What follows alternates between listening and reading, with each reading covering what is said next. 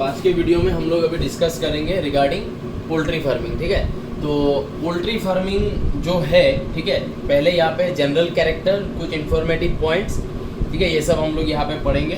तो पहला पॉइंट देखो, what is poultry farming. If question is asked, poultry and poultry products are rich source of animal protein and right kind of fats for good health. Why do we do poultry farming? We do poultry farming to raise some of the avians, some of the birds, ठीक है, so that from those birds, from those avians we get the necessary amount of animal protein by consuming their meat or by consuming their product which can be considered as egg. Egg is also a very huge and good source of protein. The yolk in egg is a very right kind of fat which for our good health. Okay, so we need these animal products for our well-being. India stands at 6th place in poultry farming in the world. Okay, informative point. AIIMS में कभी कभी इस तरीके का question आता है. ICMR, Indian Council of Medical and Research, तो they have recommended 1 egg per day per person and 180 gram of meat per day per person, okay, in order to stay healthy or in order to have a balanced diet. Poultry birds, mostly we use chickens and ducks, but there are some poultry farms which also uses turkey and geese. Okay, geese is also a bird, turkey is also a bird. So turkey and geese are also used at certain circumstances, but in most of the circumstances chickens and ducks are used most prolifically and okay, so poultry birds, chickens, ducks are easy to raise. They are prolific माने they are beneficiary. How they are beneficiary? Because they have highly reproductive and shorter lifespan. Okay, they have a highly reproductive rate. That means they will produce a lot of eggs. Generally a hen starts producing eggs from the age of 6 months. Okay, from the age of 6 months a hen gets the ability of producing eggs. Okay, the duck gets it by the age of around 7.5 months, like that. Okay, so from that particular age they will start laying eggs and they will lay a lot of eggs, okay, in their particular lifespan. Hence they are prolific because their life is short, but within that short life they have a very high reproductive rate. Hence in a very short lifespan they are going to provide us a lot of eggs. Okay, that is what this prolific means. And can acclimatize माने adapt to a wide range of climatic conditions. So you can take them to a cold place, you can keep them in a warm place, they will acclimatize. That means they will adapt to that particular geographical location, to that particular environmental condition. Silver revolution is the egg production revolution. Gradually when humans started to consider that the eggs have a huge essence in our body, the egg produces a lot of nutrients to our body, which is very much important for our hormone production, which is very much important for our muscle building, bone density, etc. And after that the humans started to think to make such breeds, to make such avian breeds which can be tamed, that means which can be reared, as well as from which we can get the maximum output. Okay, that is they will give us the maximum product either in the form of meat. So if it is meat, then we have raised what, the broiler chicken by crossing a local chicken and vulture. It has been said like initially the breed was raised by crossing vulture and a local hen. Okay, so in that way we started to breed, and by breeding today we have a Plymouth Rock. That broiler chicken is called as Plymouth Rock, which is raised extensively for the meat. Okay, they have a lot of flesh in their bodies and they are raised exclusively for meat production. Whereas there are some other breeds of birds which are reared extremely for egg production, not for meat but for egg production. What are those breeds we will study later. Okay, but this egg production revolution is when we understood the egg provides us protein as well as the egg provides us the necessary fat. We decided that what we will do, we will emphasize or we will put more focus in making such breeds which gives us more eggs and quality eggs. Okay, that is silver revolution. Andhra Pradesh is the largest egg producer state of India. Okay, so these are informational point. Moving ahead. So यहाँ पे you can see I have given some more information and about different breeds. Okay, the feed of poultry birds क्या खिलाया जाता है? Consist of cereals, millets. Okay, cereal millets जो हम लोगों ने कल डिस्कस किया है, oil cake. Okay, fish and meat meal. This is important, fish and meat meal दिया जाता है, ठीक है ना। पकड़ लो कोई बर्ड मर जाता है ना, पोल्ट्री में ऐसा कोई होता है बाई एजिंग कोई बर्ड मर गया तो उसका मीट को काट के छोटा छोटा पीसेस करके, फिश का भी कुछ कुछ छोटा स्लाइसेस करके, ठीक है, उसको खिलाया जाता है to this birds. Okay, minerals, protein concentrate made of है के बारे में कल हम लोगों ने बात किया है। तो है को एकदम पाउडर टाइप बना के छोटा छोटा दाना दाना के जैसा छोटा छोटा बनाया जाता है पेलेट्स, और उन पेलेट्स को हम लोग प्रोटीन कंसंट्रेट बुलाते हैं जो बर्ड्स को खिलाया जाता है, ठीक है। So these are what they are given to eat. Now we are discussing about two different types of breeds. Okay, indigenous माने देसी और इंडियन ब्रीड। इंडिजिनस वर्ड कल भी हम लोगों ने यूज किया है डायरी फार्म में, ठीक है। इंडिजिनस ब्रीड जो है दे ले 60 eggs per year, these are local मुर्गी, ठीक है ना।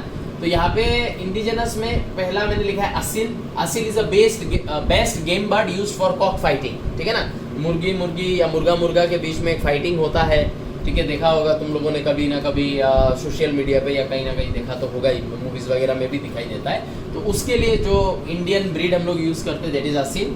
These are other breeds, Kadaknath, Brahma, बर्षा, ब्लैक बंगाल, चिटागोंग। नाम याद अगर रख पाओ तो बहुत बढ़िया, ठीक है, क्योंकि क्वेश्चंस कभी कभी आ जाता है, find the odd one out like that. Exotic breed lays two 70 eggs per year, ठीक है। एंड हमेशा याद रखना जो पोल्ट्री बर्ड्स है, poultry birds eggs mostly lay करता है during the winter time than summer, because during the winter time it is believe that they are hormones which results in the release of eggs. These are exaggerated in the body, resulting in laying more number of eggs during winter than in summer. Okay, so exotic breed में white leghorn, Rhode Island Red, Sussex, Australo, Minorca, these are the breeds that we use for making them to lay eggs. Okay, but there is another breed अभी थोड़ा देर पहले मैंने बोला Plymouth Rock, जिसको हम लोग broiler बुलाते हैं, are exclusively grown for meat, जो हम लोग खरीद के लाते हैं और लाके खा जाते हैं, ठीक है। अभी थोड़ा सा diseases of poultry bird discuss करेंगे, then we will move to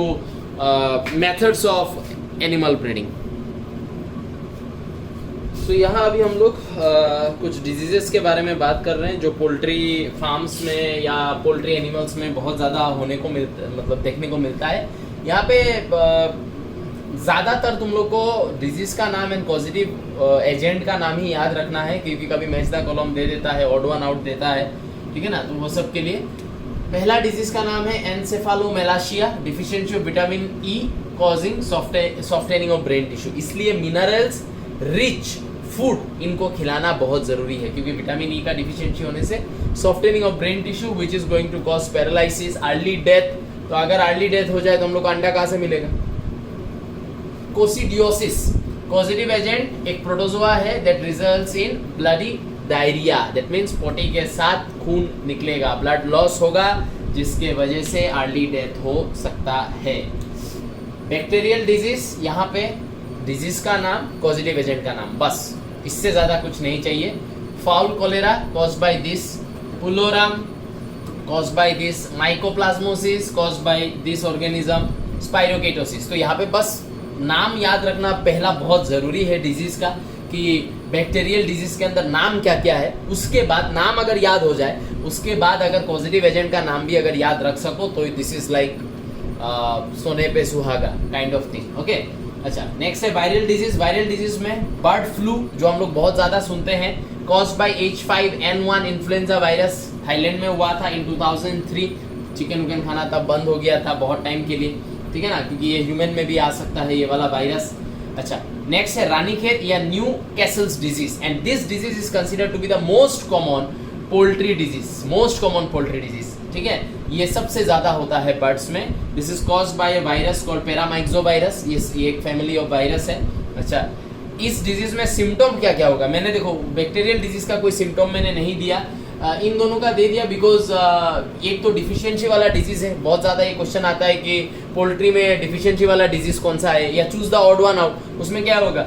सब में पॉजिटिव एजेंट है। इसका पॉजिटिव एजेंट प्रोटोजोआ है, बैक्टीरियल डिजीज में बैक्टीरिया है पॉजिटिव एजेंट, वायरल में वायरस है पॉजिटिव एजेंट। इसका पॉजिटिव एजेंट नहीं है, ये विटामिन ई का डिफिशियंसी में हुआ है, तो ये ऐसे ही ऑड वन आउट हो जाता है। तो लाइक दैट, ठीक है ना। तो ये सबसे ज़्यादा डिजीज होने वाला है, इसलिए इसका मैंने यहाँ पे सिम्टम्स भी लिखा है कि क्या होता है ये होने से।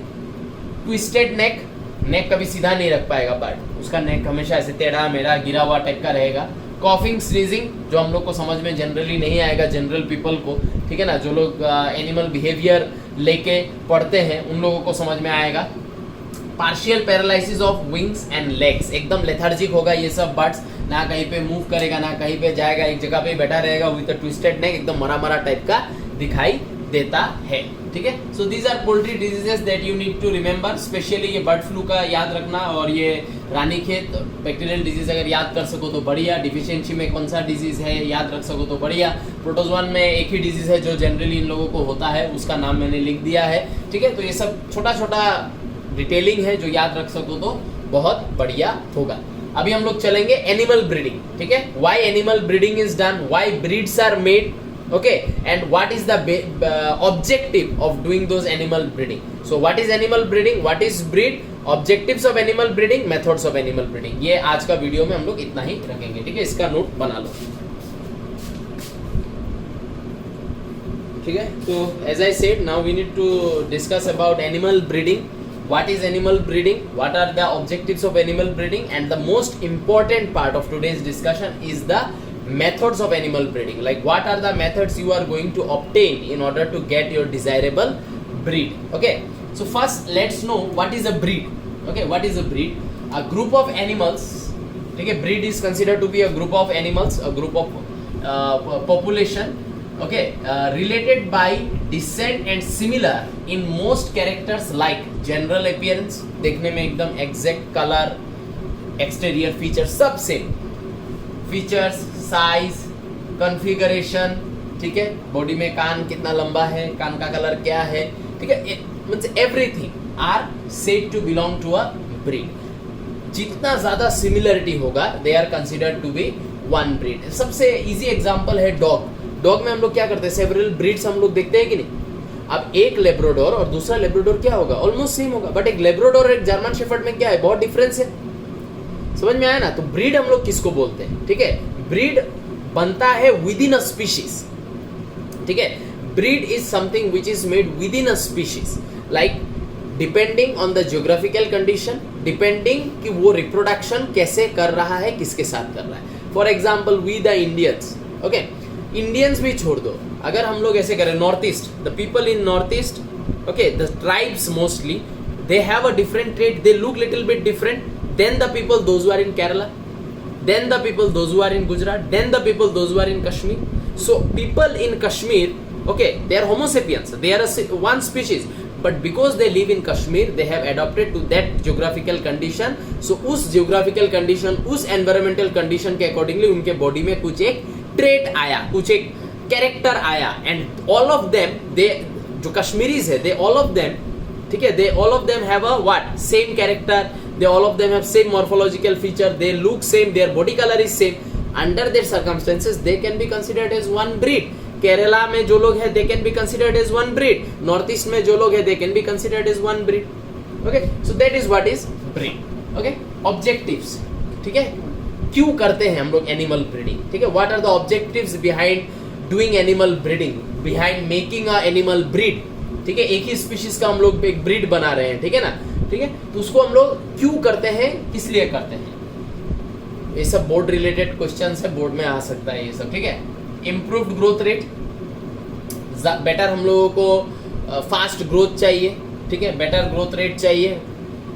Increase production of milk, meat, wool, egg, superior quality of milk, meat, wool, egg. अभी मेरे पास बोले 5 काऊ है फीमेल, और 5 काऊ में बोले 2 काउस है जो लोग क्या करता है, बहुत ज्यादा मिल्क देता है इन कंपैरिजन टू अदर 3। अब मैं क्या करूंगा, ये जो 2 काउ है, ये 2 काउ को मैं, समझ में आ रहा है ना, suppose I have 5 female cow and I have 5 male cow, I have suppose 10 cow. अभी ये जो 5 फीमेल काउ है, इनमें से बोले 2 फीमेल है जो सुपीरियर है, जो मुझे बहुत ज्यादा मिल्क देता है in comparison to other 3। Similar in 5 male में से बोले 1 मेल ऐसा है जो बाकी 4 से सुपीरियर है, तगड़ा है, कोई बीमारी नहीं होता है इसको, एकदम तगड़ा है, रिगोरस काम कर सकता है, ठीक है ना।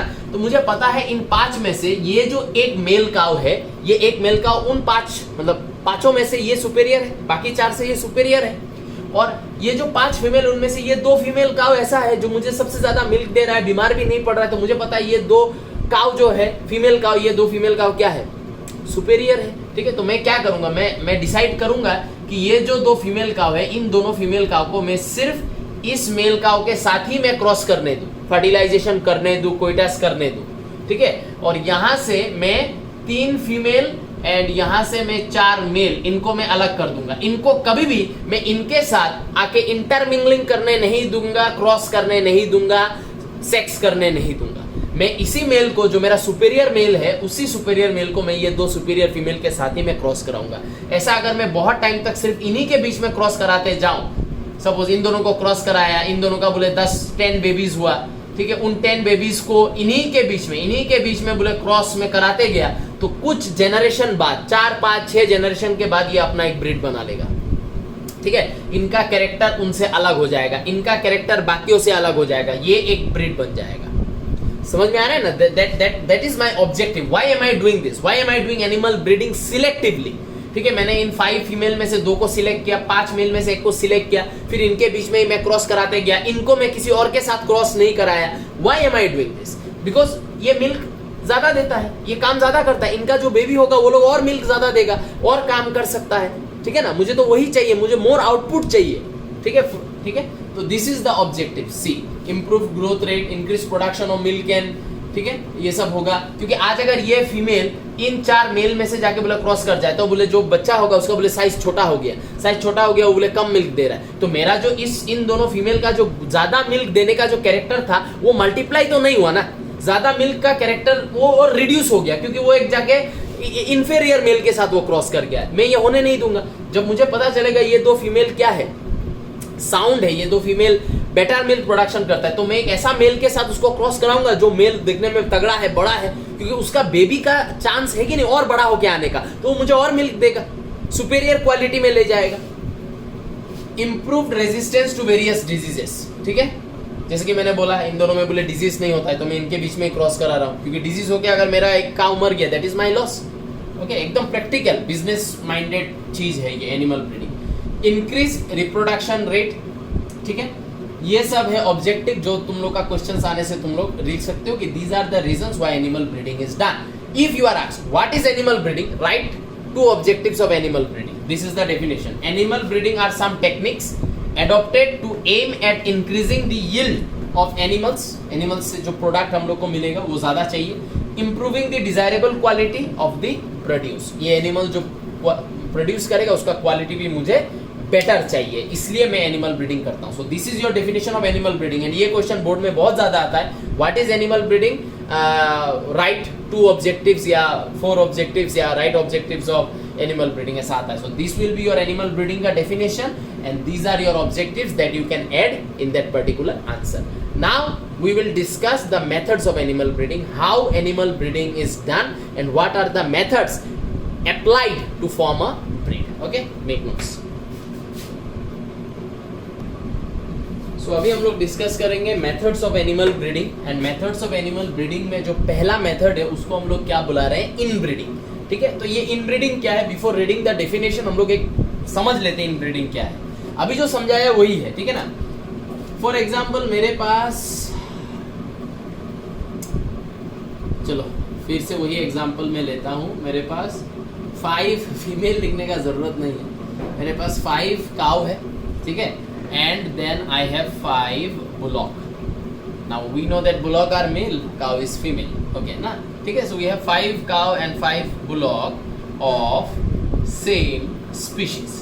ठीक है, ध्यान से समझना, ये समझने का पोर्शन ज़्यादा है इसमें, ठीक है ना. अच्छा, अब मैं क्या करूंगा, ये जो मेरा 5 काव है और 5 बुलॉक है, ठीक है, नंबर्स बहुत बड़ा है, मैं यहाँ पे नंबर छोटा करके मैं तुम लोग को सिर्फ समझाने का मैं कोशिश कर रहा हूँ. ठीक है, इन 5 काव में से सपोज देयर इज 1 काव, ठीक है, जो high amount of milk produce करती है, ठीक है.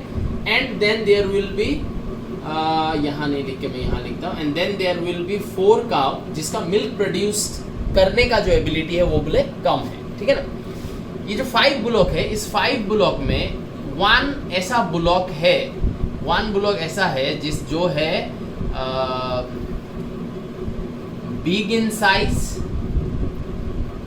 ठीक है, plus disease resistance, DR, disease resistance भी है उसमें, बीमार उमार कम पड़ता है, ठीक है। And then there are 4 bullock ऐसा, ठीक है, जो साइज में भी छोटा है और काफी ज्यादा बीमार पड़ता है, ठीक है ना, ऑफ एंड ऑन बीमार पड़ता है। तो मैं क्या करूंगा, मैं यहाँ पे आर्टिफिशियल सिलेक्शन करूंगा। मैंने यहाँ पे क्या किया, ये जो 5 काव है इनमें से मैंने एक काव को मैंने सिलेक्ट किया depending on her ability, on her character. मैंने इन 5 ब्लॉक में से एक ब्लॉक को मैंने सिलेक्ट किया, आर्टिफिशियल सिलेक्शन हो रहा है यहाँ पे, ठीक है ना। और यहाँ पे मैंने इन दोनों को क्रॉस करवाया। क्यों क्रॉस कराया, क्योंकि मुझे इस काव का ये जो एक एबिलिटी है, ये जो एक जीन है जिसके वजह से ये काव हाई अमाउंट ऑफ मिल्क दे रहा है, एंड ये जो ब्लॉक इसका जो एक जीन है जिसके वजह से इसका साइज बड़ा हुआ है, ऐसा जीन्स है जो बॉडी में ऐसा इम्यूनिटी प्रोड्यूस कर रहा है जिसके वजह से उसको डिजीज नहीं हो रहा है, ये सब डिजायरेबल जीन से मुझे मतलब है। तो ये सब डिजायरेबल जीन को अगर मुझे एक कॉम्बिनेशन में डालना है, ठीक है ना, तो मुझे क्या करना पड़ेगा, मुझे ये काव और ये ब्लॉक को मुझे अलग कर देना पड़ेगा फ्रॉम दिस एंड दिस। ये जो 4 काव एंड ये जो 4 ब्लॉक है, इनसे मुझे इनको अलग कर देना पड़ेगा, ठीक है। तो इनके बीच में क्रॉस होगा, ठीक है, ये सुपेरियर फीमेल सुपेरियर मेल, इनके बीच में क्रॉस हुआ तो इनका बोले 10 बेबीज हुआ, ठीक है। ये जो 10 बेबीज हुआ, इन 10 बेबीज में क्या क्या कैरेक्टर आ जाएगा, अभी चाहे मेल हो फीमेल हो अलग बात है। ये 10 बेबीज बिग होगा, बड़ा साइज का होगा, ये 10 बेबीज डिजीज रेजिस्टेंस होगा, प्लस इन 10 बेबीज में जो फीमेल होगा वो क्या करेगा, बहुत हाई अमाउंट ऑफ मिल्क देगा। फिर मैं क्या करूंगा, इन 10 बेबीज में से, ठीक है, मैं इन 10 बेबीज में से फिर से एक 1 सुपेरियर फीमेल मैं ढूंढ के निकालूंगा जो इनमें से सबसे ज्यादा मिल्क देता है। ये 10 बेबीज में बोले फिर से 5 बेबीज फीमेल हुआ, 5 बेबीज मेल हुआ, तो उन 5 फीमेल बेबीज में से एक फीमेल बेबी ऐसा होगा जो डिजीज रेजिस्टेंस है, बाप से जीन मिला है, बड़ा है साइज में बाकी 4 के कंपैरिजन में, ठीक है ना, बाकी 4 के कंपैरिजन में ज्यादा मिल्क दे रहा है, मैं उसको फिर से सिलेक्ट करूंगा। फिर से मैं क्या करूंगा, 1 सुपेरियर मेल को मैं सिलेक्ट करूंगा जो और बाकी 5 मेल में से बड़ा है सबसे साइज में, ठीक है ना, स्टाउट है, काम कर रहा है, थक ही नहीं रहा है, इस तरीके से मैं सिलेक्ट करूंगा। फिर मैं इन दोनों के बीच में क्रॉस कराऊंगा, फिर इनका बेबी निकलेगा। तो मैं बेसिकली क्या कर रहा हूं, मैं गुड जीन्स को एम्पलीफाई कर रहा हूं कि नहीं। ये गुड जीन्स को एम्पलीफाई करते करते करते करते अगर इस तरीके से मैं 4 to 6 जनरेशन में निकाल लूं, ठीक है ना, तो ये क्या हो जाएगा, कंप्लीटली एक अपना ब्रीड हो जाएगा। लेकिन यहाँ पे मैं आर्टिफिशियल सिलेक्शन के बारे में क्यों बात कर रहा हूं, क्योंकि मैं इन लोगों को इनके साथ, ये जो 4 काव और 4 ब्लॉक है, ये लोग भी तो अपना क्रॉस करेगा, ये लोग भी तो अपना एक फैमिली बनाएगा ना, इनका भी तो अपना एक फैमिली बनेगा, इनका भी अपना जनरेशंस आएगा।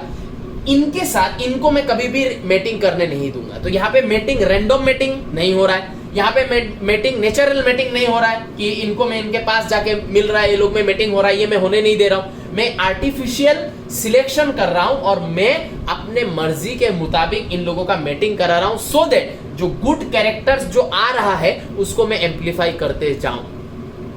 That is inbreeding. अब डेफिनेशन को पढ़ो, देखना इसके साथ कनेक्ट हो जाएगा।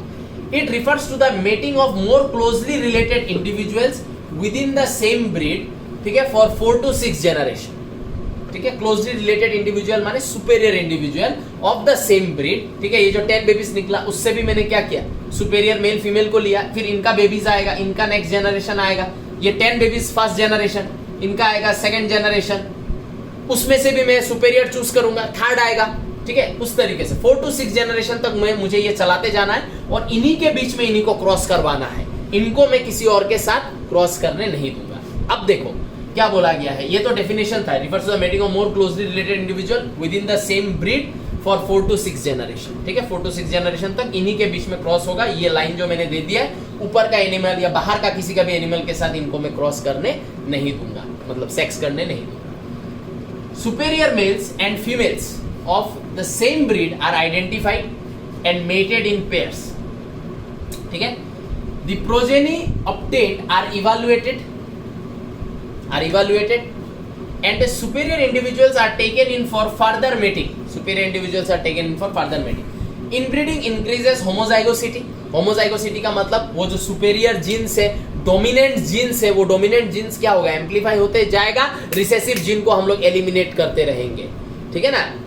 सुपेरियर जीन्स को आगे बढ़ाएंगे, क्योंकि मैं 10 फीमेल और मतलब 10 बेबी जो हुआ है उसमें से 5 मेल 5 फीमेल, उनमें से मैं सुपेरियर चूज कर रहा हूँ, ठीक है ना। तो रिसेसिव जीन्स जो है उनको मैं एलिमिनेट कर रहा हूँ, मैं डोमिनेंट जीन्स को सिलेक्ट कर रहा हूँ, ठीक है ना।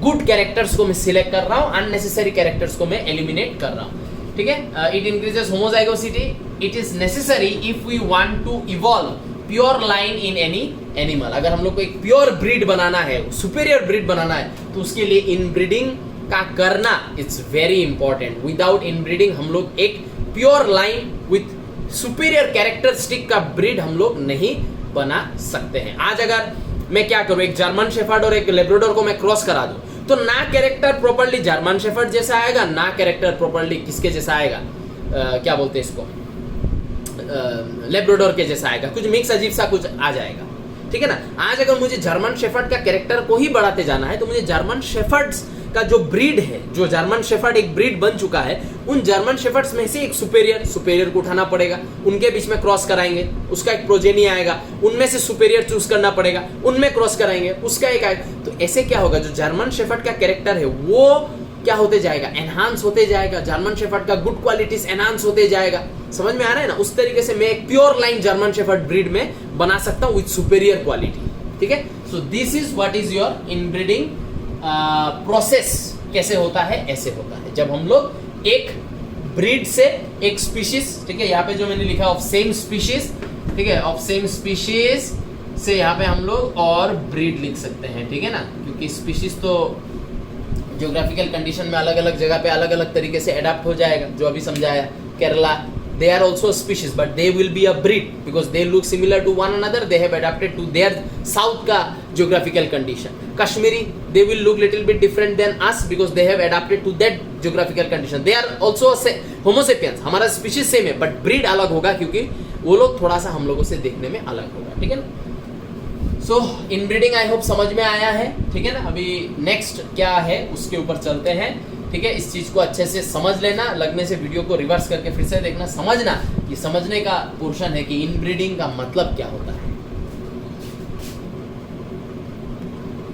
अब देखो यहाँ पे हम लोगों ने क्या लिखा है, कि continued inbreeding, specially closed inbreeding, ठीक है, usually reduces fertility and even productivity.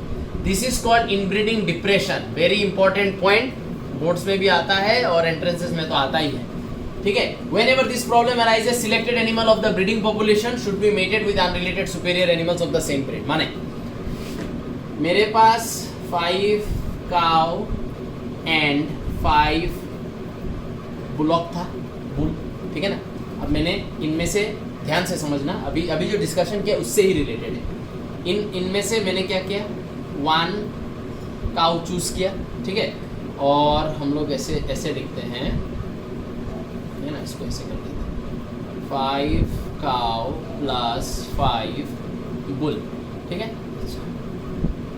इसमें से मैंने 1 superior S cow, 1 superior cow and 1 superior bull निकाला, ठीक है, ऑफ सेम ब्रीड निकाला।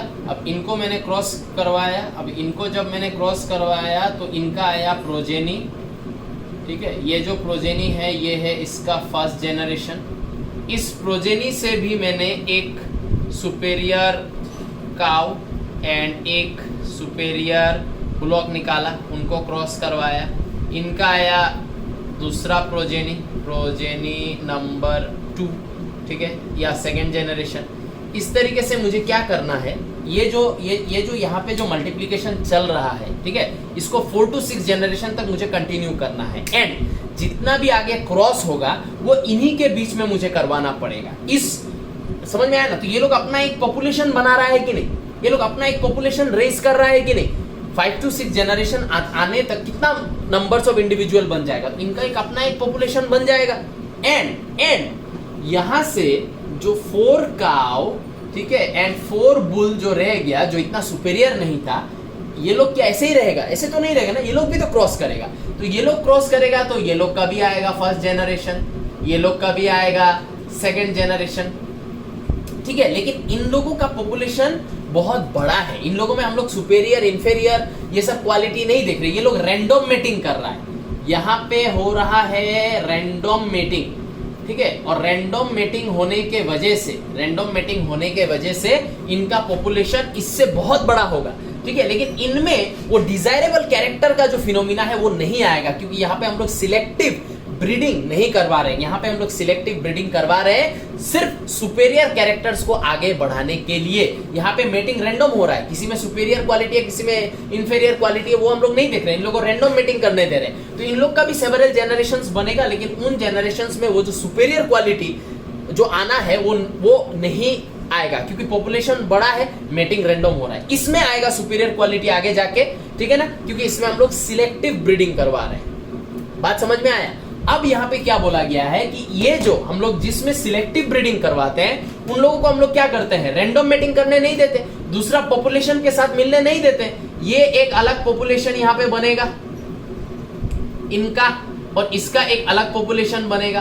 तो इसका जो पॉपुलेशन बनेगा, इसका पॉपुलेशन को हम लोग दूसरे पॉपुलेशन के साथ इंटरमिंगलिंग होने नहीं दे रहे, दूसरे को आके इन सुपेरियर पॉपुलेशन के साथ हम लोग क्रॉस करने नहीं दे रहे, ठीक है ना। एक बैरियर हम लोगों ने रख दिया है, जिसके वजह से ये लोग अपने बीच में ही क्या कर रहा है, क्रॉस कर रहा है और जनरेशंस को बढ़ाते जा रहा है।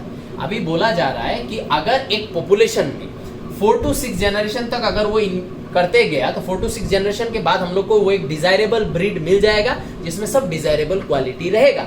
लेकिन 6 जनरेशन के बाद, ठीक है ना, ये जो एक पॉपुलेशन बनेगा जिसमें सब सुपेरियर क्वालिटी है, इस पॉपुलेशन में बहुत ज्यादा बीमार, बहुत ज्यादा स्टेरिलिटी ये सब आने का चांसेस रहता है, ठीक है। क्यों रहता है? क्योंकि इनका जो जीन है, वो जीन लाइन जो है, वो जीन लाइन में कोई भी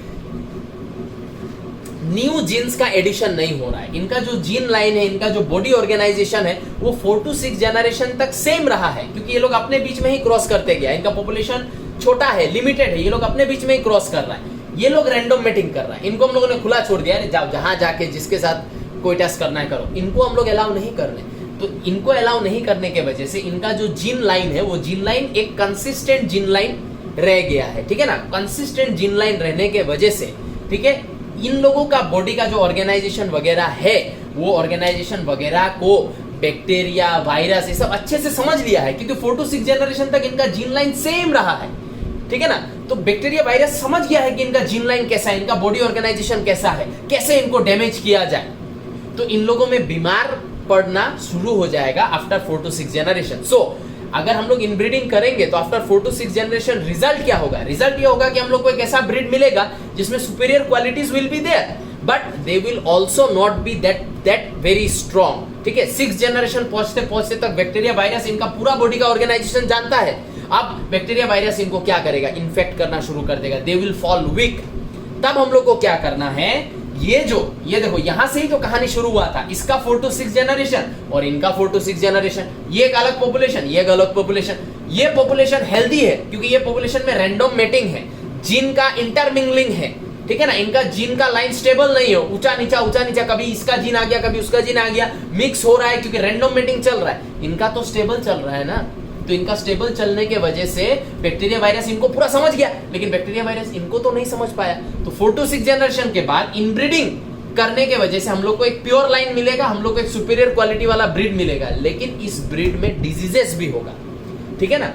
तब हम लोगों का सोल्यूशन क्या है? सोल्यूशन ये है कि ये जो एक पॉपुलेशन है, ये पॉपुलेशन भी तो यही से तो ओरिजिनेट हुआ है, यही से ये भी ओरिजिनेट हुआ है, यहां से ये भी ओरिजिनेट हुआ है। तो इस पॉपुलेशन का सबसे नियर बाय पॉपुलेशन कौन होगा? ये वाला, ठीक है ना। ये जो 4 का और 4 बुल ने जो अपना एक पॉपुलेशन बना लिया है, जनरेशन आफ्टर जनरेशन करके इन्होंने जो अपना एक पॉपुलेशन बनाया है, वो इसका सबसे क्लोजेस्ट होगा।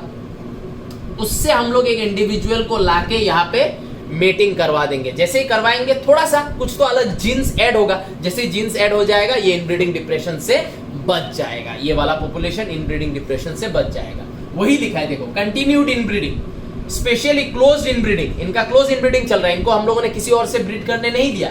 Usually reduces fertility and even productivity after certain point of time. This is called inbreeding depression. Whenever solution, whenever this problem arises, selected animals of the breeding population, इसका कुछ एनिमल्स को हम लोग लेंगे, should be mated cross with unrelated superior animals of the same breed. ये लोगों के साथ इनका रिलेशन क्या हुआ, 4 to 6 जनरेशन से नहीं है, ये लोग अलग पॉपुलेशन 4 to 6 जनरेशन से, ये लोग अलग पॉपुलेशन 4 to 6 जनरेशन से। 4 to 6 जनरेशन तो कोई रिलेशन नहीं है, लेकिन इनका सबसे क्लोजेस्ट रिलेटिव तो यही होगा ना जो 4 to 6 जनरेशन वाला गैप रखता है, ठीक है। तो अनरिलेटेड इस पॉपुलेशन का सुपेरियर एनिमल को हम लोग ढूंढेंगे, ढूंढ के उसको लाके इस पॉपुलेशन में मेटिंग करवा देंगे, ठीक है। ये जो 4 काऊ और 4 बुल ने जो 6 जनरेशन जो बनाया, उन 6 जनरेशन में फिर हम लोग को क्या करना पड़ेगा, जाके उस 6 जनरेशन में से एक सुपेरियर मेल को ढूंढना पड़ेगा, होगा ना, इतना बड़ा पॉपुलेशन है, कोई तो एक होगा सुपेरियर मेल, कोई तो एक होगा सुपेरियर फीमेल, उसको उठा के लाके इस पॉपुलेशन में बस ऐड कर देना है। क्यों सुपेरियर मेल फीमेल हम लोग इस पॉपुलेशन से उठा के इसमें ऐड करेंगे, क्योंकि इनका सुपेरियर कैरेक्टर चला जाए, ये हम लोग नहीं चाहते हैं, इसलिए हम लोग यहां से सुपेरियर इंडिविजुअल को उठा के लाके यहां पे डाल देंगे, ठीक है ना। और इसका सबसे क्लोजेस्ट रिलेटिव यही होगा, तो वही लिखा है देखो, selected animals of the breeding population, ठीक है, should be mated with unrelated superior animals of the same breed, ठीक है। These are the unrelated superior animals या unrelated animals of the same breed, इनमें से सुपीरियर उठा के यहाँ पे डाल देंगे, वो अपने साथ कुछ एक थोड़ा सा डिफरेंट जीन वो लेके आएगा, जिसके वजह से यहाँ का जीन पूल में स्टेबिलिटी थोड़ा सा हिलेगा, जिसके वजह से bacteria virus will again clueless हो जाएगा कि इसका बॉडी का ऑर्गेनाइजेशन तो फिर से चेंज हो गया, अब हम लोग इसको फिर से कैसे अटैक करें। So that little bit of variation will solve this inbreeding depression, ठीक है। So I hope you understood this portion.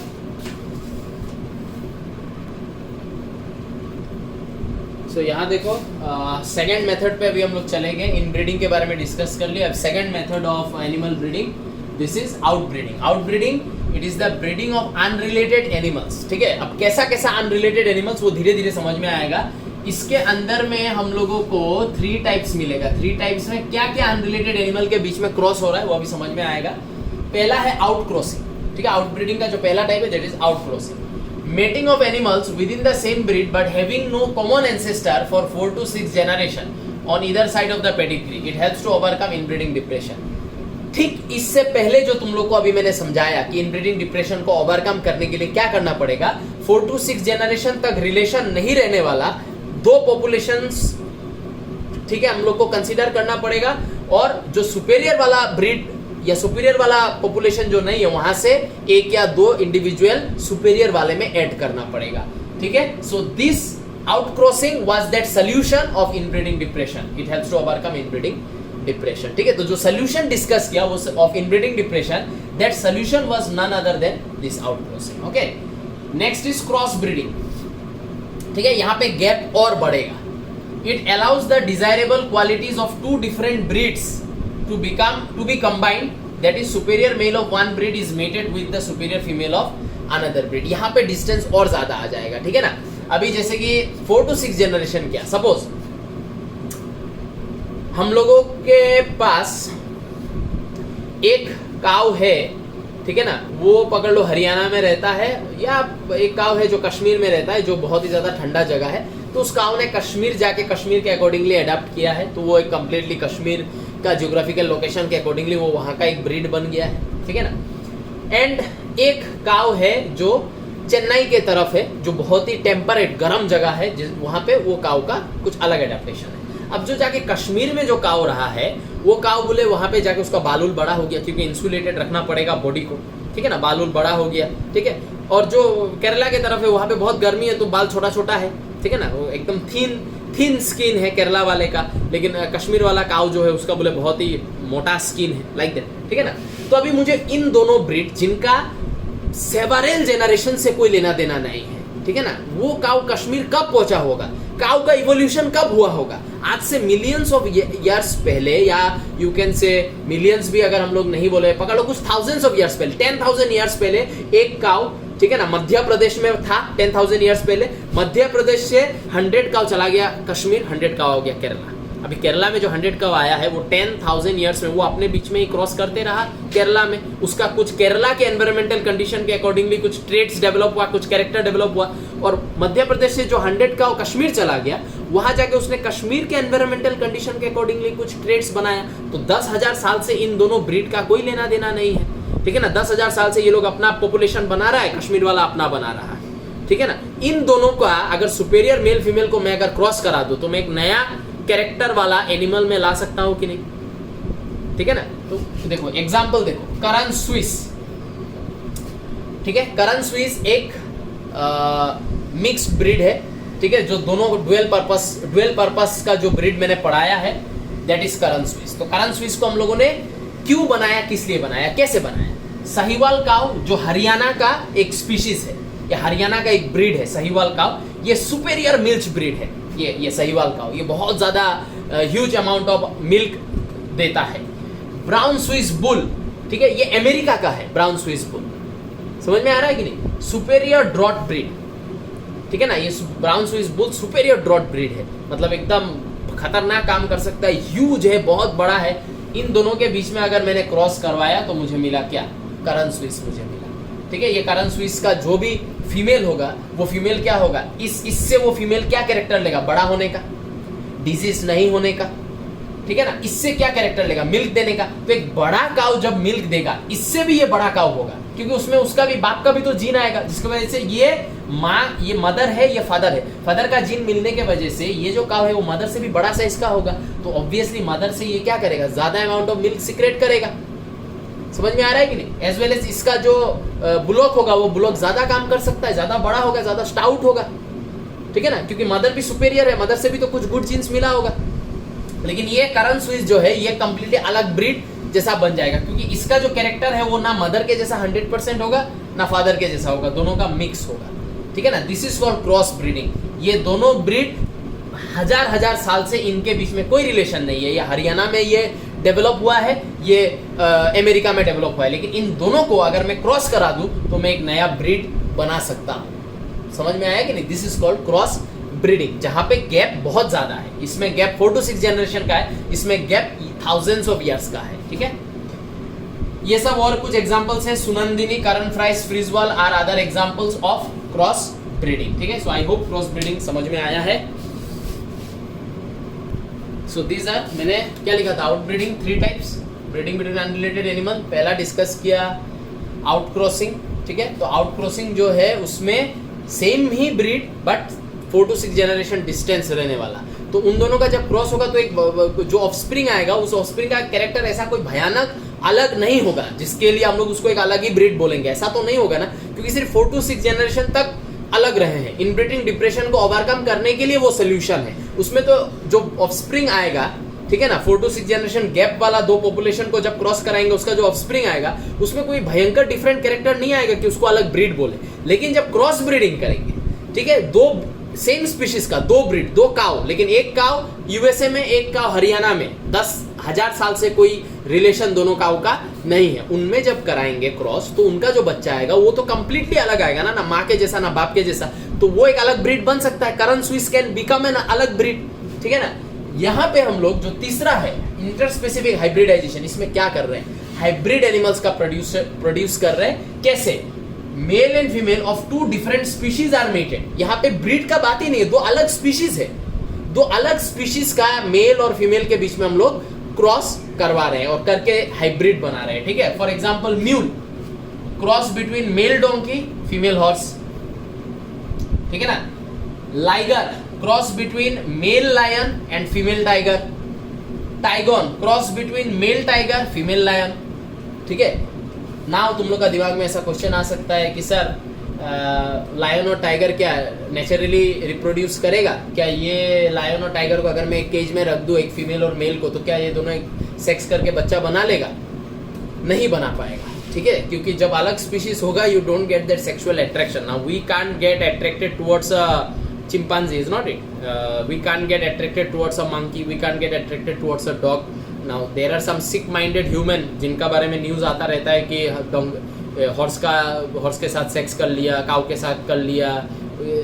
These are sick minded people, okay, that is a different scenario at all, completely different scenario. They are sick mentally. But if I look at a dog, will I get sexually aroused by a dog? How is that possible? वो अलग species, मैं अलग species, उसका sexual preference अपना species से related होगा। मैं अगर अपना स्पीशीज रिलेटेड फीमेल देखूंगा तो मुझे सेक्सुअल अट्रैक्शन आएगा, लेकिन मैं दूसरा स्पीशीज का अगर मैं किसी को देखूं तो कैसे होगा, ठीक है ना। सो तो तुम लोग का दिमाग में एक क्वेश्चन रहना चाहिए at the end of this video कि कैसे कैसे ये पॉसिबल है, ये टाइगर हम लोग कैसे बना सकते हैं, ठीक है। तो दैट मीन्स नेचुरली तो ये पॉसिबल नहीं है कि एक मेल टाइगर और फीमेल लायन कोई टच कर जाए, ये नेचुरली तो पॉसिबल नहीं है। तो आर्टिफिशियल मेजर्स कुछ लिया जाता है in order to do cross breeding, ठीक है ना, in order to do inter specific hybridisation, that is cross or coitus between individuals of two different species, ठीक है। ये कैसे किया जाता है, what are the techniques related to this, ये मैं नेक्स्ट वीडियो में डालूंगा। एंड नेक्स्ट वीडियो में हम लोग सेरिकल्चर भी स्टार्ट कर देंगे, ठीक है ना। तो this thing I am keeping for the next video, you make note still here, and then in the next video I will discuss about what are the scientific measures taken in order to make this cross breeding, in order to make this interspecific hybridization possible. Okay, so I hope you understood today's topic. थोड़ा सा rewind कर करके देखना, अगर कहीं पे थोड़ा सा कंफ्यूजन हो तो क्लियर करना आज इस चीज को, ठीक है। चलो bye bye, take care, go corona, corona गो।